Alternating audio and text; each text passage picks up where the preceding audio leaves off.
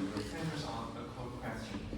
What makes one send a global historical perspective? You'll deeper insight into our understanding of contemporary pop music in Taiwan. To explore this, today's presentation will be divided into 3 parts. First, outlining the theoretical framework.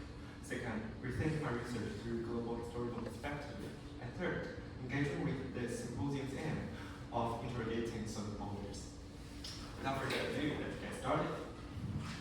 Taiwan, particularly in the post-martial law era, has cultivated a unique and liquid social-cultural landscape, one that has shaped its popular music scene into what I describe as a sonic vortex. It is precisely within this vortex that a global historical perspective becomes essential. This argument emerges at the intersection of 3 fields that I have engaged with and interwoven throughout my research journey through my time in Taiwan, Cambridge, and Aledo.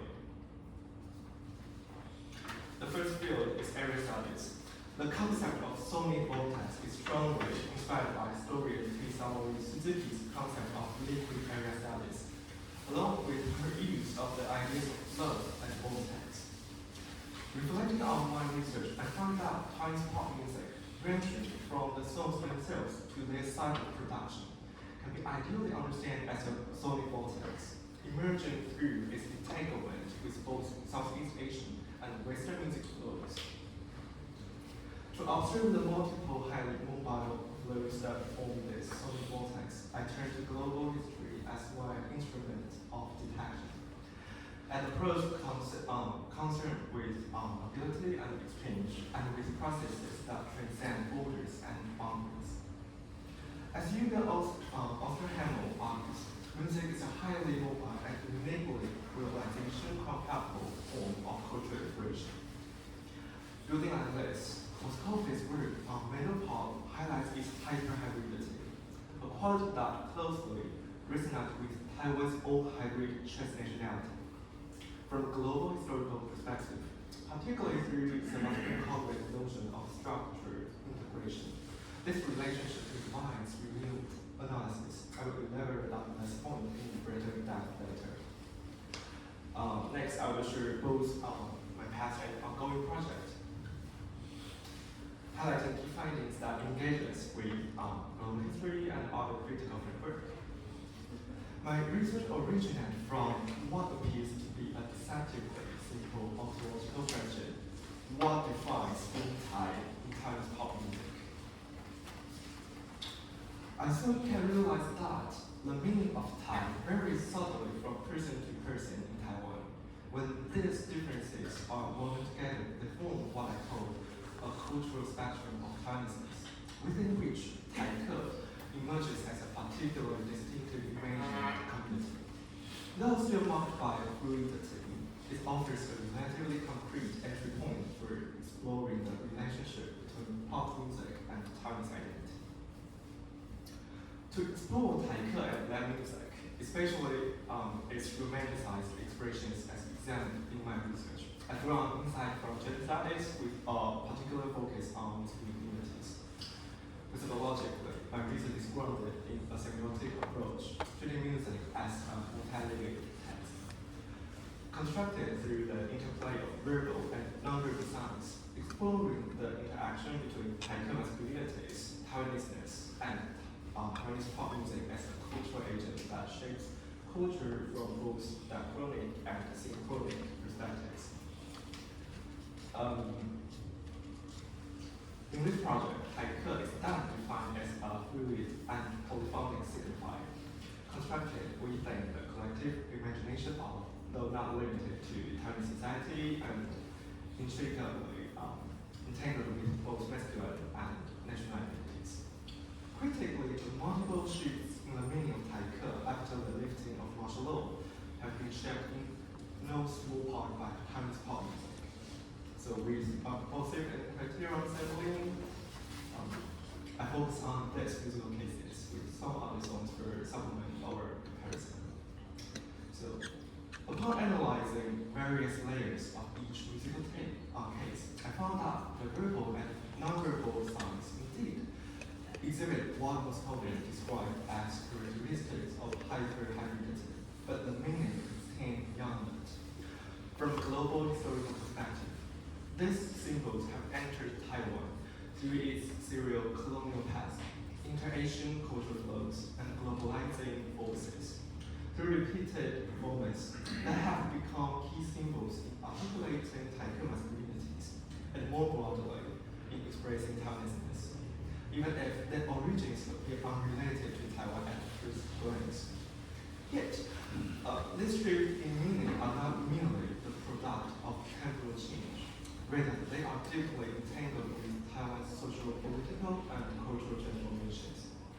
Drawing on Conrad's concept of integration in global history, one may argue that without the lifting of martial law, such symbols, for instance, the Miyako-bushi pentatonic scale drawn from Japanese Enga, or the Wiener House element in infatuating rules, which is received as Thai, in part due to the popularity of Cantonese techno in the 1990s Taiwan, might not have gained sufficient traction to be reappropriated as expression of Taiwanese.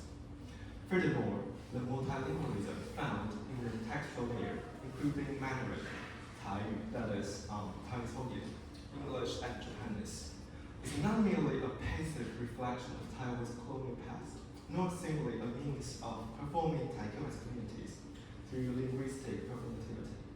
Rather, when situating it with its cultural context, it becomes clear that the use and significance of multilingualism have shifted dramatically before and after the lifting of martial law, revealing broader transformation in identity politics and mode of cultural expression.